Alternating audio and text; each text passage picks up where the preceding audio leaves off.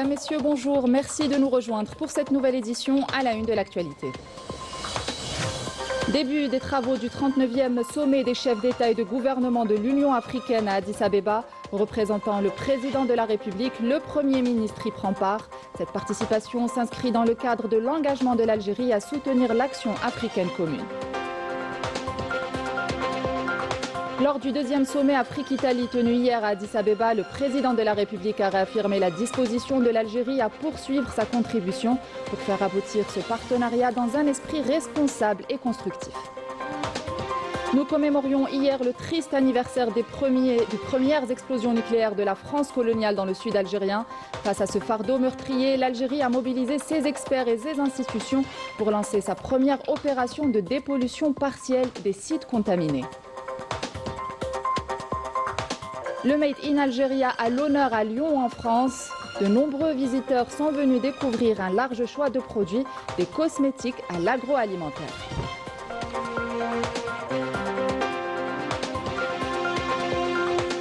Bienvenue à tous. Début ce samedi des travaux du 39e sommet des chefs d'État et de gouvernement de l'Union africaine dans la capitale éthiopienne Addis Abeba. Représentant le président de la République, le Premier ministre Seferieb prend part à ce sommet qui est placé sous le thème « Assurer une disponibilité durable de l'eau et des systèmes d'assainissement sûrs pour atteindre les objectifs de l'agenda 2063 ».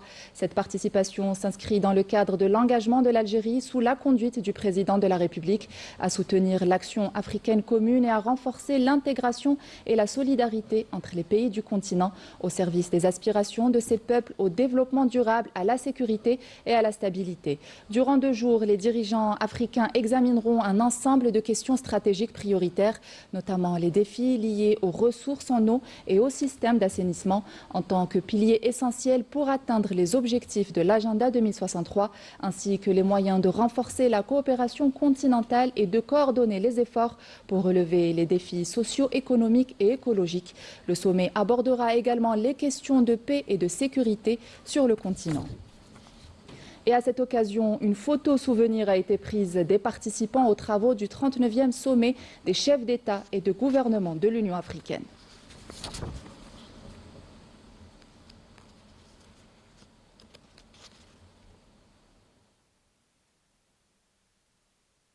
Toujours à Addis Abeba, hier s'est tenu le deuxième sommet Afrique-Italie en présence du Premier ministre Seferieb, représentant le président de la République, ainsi que de chefs d'État et de gouvernement. Dans une allocution lue en son nom par le Premier ministre, le président de la République a souligné que ce sommet constitue une occasion d'évaluer les résultats obtenus depuis le lancement du plan Mattei et de définir collectivement et de manière ambitieuse les priorités futures. Le président de la République a réaffirmé la disposition de l'Algérie à poursuivre sa contribution pour faire aboutir ce partenariat dans un esprit responsable et constructif, appelant de ses voeux une nouvelle étape du plan Mattei qui soit plus ambitieuse, plus inclusive et plus efficace en vue de construire un avenir commun, prospère au service de l'Afrique et de l'Italie. Les participants au 35e Forum des chefs d'État et de gouvernement du mécanisme africain d'évaluation par les pairs ont salué la direction judicieuse et éclairée du président de la République lors de son mandat à la présidence de cette instance, marquée par des réalisations inédites permettant d'avancer résolument vers la concrétisation des objectifs de l'agenda 2063 de l'Union africaine. Fatiha Belalia et Anis Chir. Lors de la 35e session du Forum du mécanisme africain d'évaluation par les pairs, l'Algérie a officiellement achevé sa présidence de la période 2024-2026. Durant son mandat, l'Algérie a œuvré à une meilleure intégration du mécanisme au système institutionnel de l'Union africaine. Ce dernier permet aux États d'évaluer volontairement leur politique publique selon des standards africains communs avec pour objectif d'améliorer la performance économique et institutionnelle et de consolider la stabilité du continent. Parmi les réalisations majeures de l'Algérie figure la promotion de la contribution du mécanisme à la prévention des conflits, notamment à travers le dialogue institutionnel avec le Conseil de paix et de sécurité, et l'action liée au cadre du système continental d'alerte précoce, renforçant ainsi le lien entre gouvernance, stabilité et paix durable. Sous la présidence algérienne, de nombreuses avancées ont été réalisées, notamment le soutien à la mise en place d'une agence africaine nationale de crédit, la publication de rapports sur la gouvernance en Afrique et l'adoption du plan stratégique 2025-2028. Durant cette session de clôture, il a été réaffirmé que l'Algérie, sous la conduite du président Abdelmadjid Tebboune, a défendu une approche faisant de l'auto-évaluation un instrument de consolidation de la souveraineté nationale. Je tiens à remercier le président algérien Abdelmadjid Tebboune, le président du Forum. Sous sa direction, l'Algérie a conduit ce mécanisme avec fermeté et de manière exemplaire, ce qui a permis de maintenir son action dans la voie des orientations consacrées par l'agenda de 2063. Les participants au forum du mécanisme africain d'évaluation par les pairs ont salué à l'unanimité la gestion de la présidence algérienne, estimant qu'elle a transformé le mécanisme en un véritable espace de concertation politique et d'échange d'expertise au service des réformes internes et de l'intégration africaine.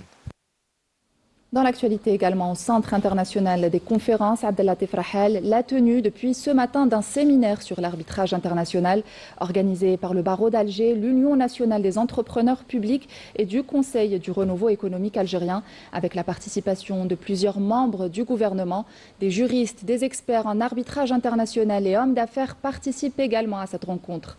À cette occasion, le ministre de la Justice, garde des Sceaux, a affirmé que ce séminaire, tenu conformément aux orientations du président de la République, visait à protéger les investisseurs, y compris les investisseurs étrangers, et à favoriser un environnement sûr pour l'investissement en Algérie. Nous commémorions hier le triste anniversaire des premières explosions nucléaires de la France coloniale dans le sud algérien, dont les résidus radioactifs continuent des décennies plus tard d'affecter la région. Face à ce fardeau meurtrier, l'Algérie a mobilisé ses experts et ses institutions pour lancer sa première opération de dépollution partielle des sites contaminés, notamment à Inker, dans la wilaya de Tamanrasset. Nabil Hamadesh et Sami Dakhli.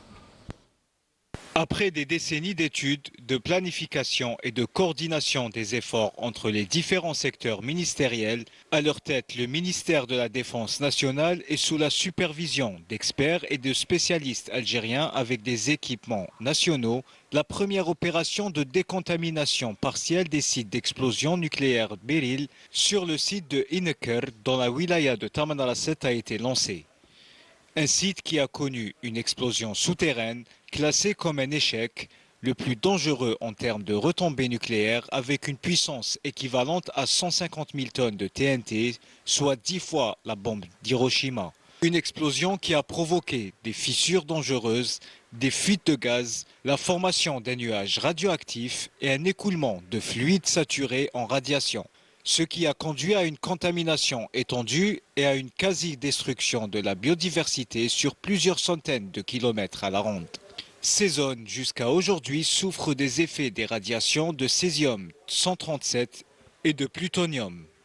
Ce sont des crimes nucléaires dont les effets sur la santé et l'environnement persistent, témoignant d'une époque sombre où la France tente toujours d'occulter la vérité et de dissimuler les faits. Après une évaluation précise du niveau de pollution environnementale et des risques sanitaires liés à cette explosion nucléaire odieuse, les experts et les équipes algériennes qualifiées, issues de différents secteurs, ont commencé à mettre en place un camp pour décontamination partielle, le premier du genre sur ce site, servant de modèle pour une réhabilitation future, radicale et globale des autres sites contaminés. Les archives françaises relatives à ces explosions ont compliqué la tâche de l'identification des zones radioactives dans le Grand Sud algérien. Mais les experts algériens comptent relever le défi pour décontaminer chaque centimètre de ces sites. Et on vous propose à présent un extrait de l'émission Le Déshonneur, diffusée hier soir sur notre antenne, où les invités sont revenus sur les retombées des explosions nucléaires meurtrières de la France coloniale le 13 février 1960. Le président dit il faut venir nettoyer ce que vous avez fait. Il faut bien comprendre un discours politique et non pas l'interpréter comme on veut. Il y a une seule interprétation. On ne veut pas, parce qu'on n'est pas cupide, on n'est pas cupide, mais on veut vous mettre face à vos responsabilités, c'est-à-dire venez et nettoyer ce que vous avez fait chez nous. Et moi, c'est des malformations très très graves. Et une simple malformation d'un enfant, elle peut coûter plus de 3 milliards de centimes pour l'État. Et c'est l'État qui paye. Et on vous emmène à présent à Lyon, en France, où le salon Marhaba a ouvert ses portes. Pour la première fois, le pavillon algérien y est mis à l'honneur, attirant de nombreux visiteurs venus découvrir des produits 100% made in Algeria. Reportage de Hicham Daou, lu par Maïssa Lebouala. Les Algériens ont répondu présent à l'ouverture du salon Marhaba, dédié aux produits 100% algériens. Pour la première fois à l'espace Eurexpo de Lyon, le pavillon Algérie a été mis en avant aux côtés d'autres pays africains et asiatiques. C'est la première fois qu'il y a un pavillon algérien ici dans le salon Marhaba. On est très étonnés par le monde qu'il y a ici. Et on voit il y a plein de stands, il y a plein d'autres pays ici comme le Sénégal, il y a la Tunisie, il y a le Liban. Mais la population, ils sont tous ici concentrés dans le pavillon algérien. Moi et mon mari, on fait la pâtisserie orientale algérienne sur Lyon. On est le seul sur Lyon. Le vert et rouge, c'est un honneur pour nous. On l'affiche partout, que ce soit dans la pâtisserie, dans les vêtements, dans tout ce qui concerne l'Algérie, on est toujours là. L'attrait pour les produits algériens était particulièrement marqué, notamment pour les cosmétiques et l'agroalimentaire.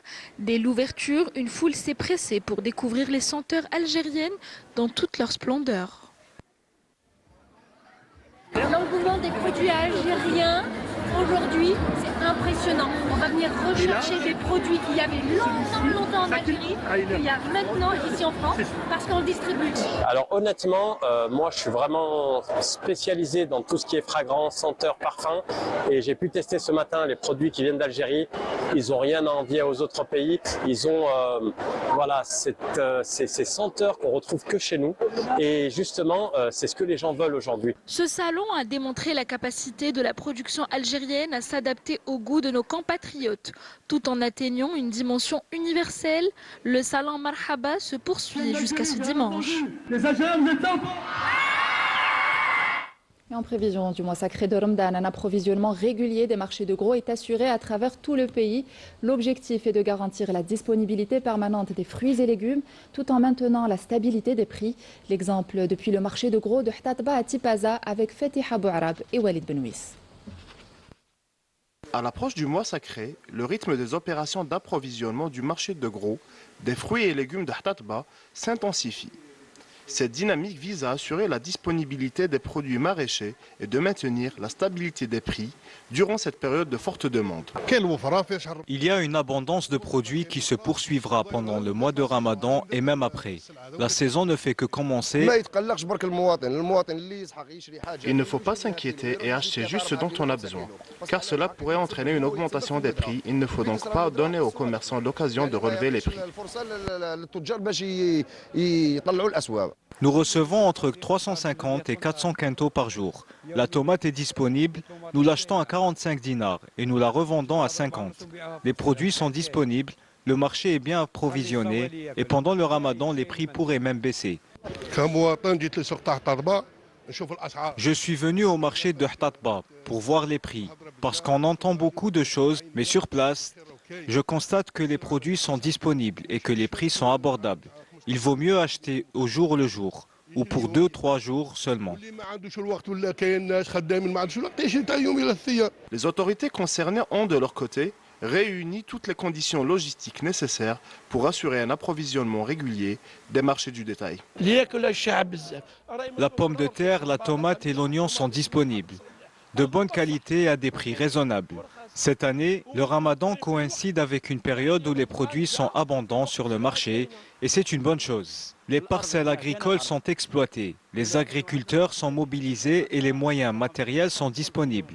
Chaque jour, des quantités importantes de fruits et légumes arrivent au marché, avec un travail constant sur la qualité et des prix qui restent acceptables. Il y a un afflux important de marchandises et de produits agricoles. Comme vous pouvez le constater, les produits sont disponibles et les agriculteurs font le maximum pour répondre à la demande. Ces mesures anticipatives contribuent à préserver l'équilibre du marché des produits maraîchers. Elles visent également à lutter contre la spéculation et le stockage illicite afin de préserver le pouvoir d'achat des Algériens. Et on vous propose à présent le portrait de Abdelraouf Dafri, ce scénariste franco-algérien reconnu pour ses intrigues et ses scénarios maîtrisés. De retour en Algérie après 14 ans d'absence, il a été rencontré par notre journaliste Fella Benour et lui a confié son souhait de réaliser une œuvre consacrée à l'émir Abdelkader, un projet ambitieux qui promet de mêler histoire et émotion. Regardez. Ce sont les retrouvailles avec Alger. Le scénariste franco-algérien Abdelraouf Dafri n'était pas revenu depuis la présentation de son film à succès Un prophète en 2012. Même si la ville natale de ses parents est très loin des ruelles algéroises, un arrêt sur image le renvoie vers les vacances d'été passées à Bonn, à Annaba, où il découvre pour la première fois une salle de cinéma. J'ai découvert sur grand écran Le Bon, la Brute et le Truand dans une salle de cinéma à Annaba. Ce que j'ai de l'Algérie de cette époque-là, c'est les odeurs, les parfums, l'air que je respire et qui est très différent de celui que je respire à Paris. Ma mère, elle me disait, trouve un moyen. Elle fait le lâche et le fainéant, il trouve une excuse. Le courageux, il trouve un moyen. Donc, je comprenais à 27 ans et j'ai commencé à écrire. J'étais dans les médias. Il me fallait un médium. Le médium qui rend votre travail immortel quand il est bien fait, c'est le cinéma. Et je savais comment écrire, raconter une histoire. Je savais comment structurer un scénario instinctivement. Et Dafri enchaîne les scénarios.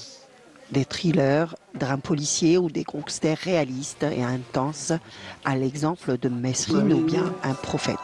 Ce dernier rafle plusieurs prix, entre autres celui du meilleur scénario.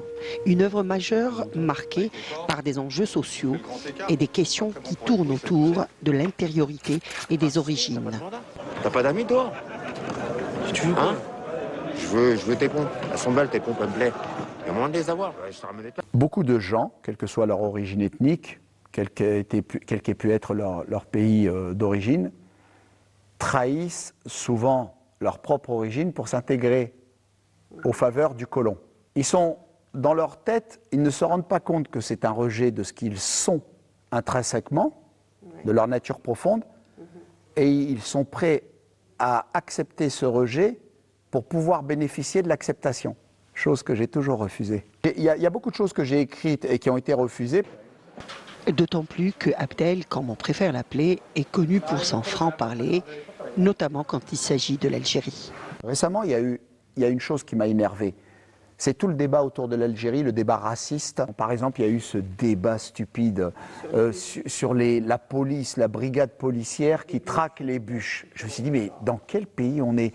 Qu'est-ce que la France est en train de devenir? Ah, regardez, ok, l'Algérie, c'est 4,5 de PIB prévu pour l'année prochaine en 2026. C'est un pays riche qui est en train de se développer à une vitesse incroyable et dont beaucoup de gens rêvent. Tandis qu'en France, nous, à 0,8 de croissance, on se tape sur les cuisses tellement on est content. Il n'y a pas un problème? La dette abyssale de la France. Regardez un peu, notre cinéma actuellement. Notre cinéma. Et ce que je vous dis là... La crise en ce moment? Il y a une crise d'intelligence. Et entre fiction et réalité, un personnage a toujours fasciné Abdelraouf Dafri, l'émir Abdelkader. J'ai pris des notes, j'ai la scène d'ouverture. Comment dire? Ça vient tout seul. Moi, je parle de 2 films, écrits, réalisés par la même personne, c'est-à-dire un diptyque. La première partie de la vie de l'émir et la seconde. En termes de tournage, si vous voulez faire les choses bien et vous déplacer, parce que l'Algérie est un pays magnifique au niveau des décors naturels, ça vous prend entre 6 mois et 1 an quand les scénarios sont écrits. J'ai toujours ce rêve de pouvoir faire quelque chose en Algérie dans mon domaine de compétences. Et je vais le faire avec tout le respect, l'admiration que le personnage nécessite. Je suis chargé de fierté. Je suis honoré si on me permet de le faire. Là, c'est chargé d'émotion. Ce qui est sûr, c'est que le projet sur l'émir Abdelkader représente une étape cruciale pour le scénariste franco-algérien. Le running collectif s'impose aujourd'hui comme une nouvelle tendance urbaine. De plus en plus de personnes se donnent rendez-vous via les réseaux sociaux pour courir ensemble gratuitement et sans formalité. Hier, 3 clubs se sont réunis à la promenade des Sablettes d'Alger. Débutants et coureurs confirmés ont partagé la même énergie, mais chacun à son rythme. Maïchebout.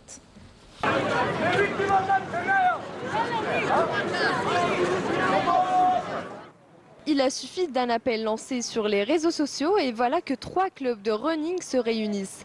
Un seul objectif, courir ensemble. Les groupes Sbah El Run, Moventum et Sparte ont uni leurs forces pour créer un rassemblement d'envergure.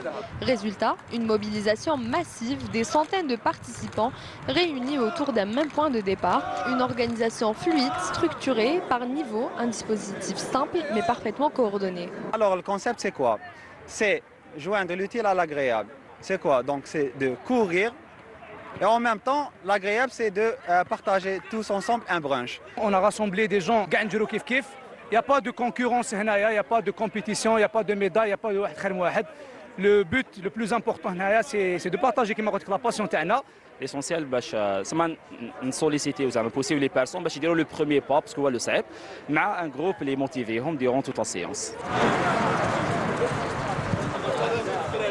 Dès les premières minutes, l'énergie est palpable. Débutants, amateurs ou coureurs expérimentés, chacun trouve sa place. Les 4 km pour s'initier, 8 km pour se challenger, 12 km pour les plus pros.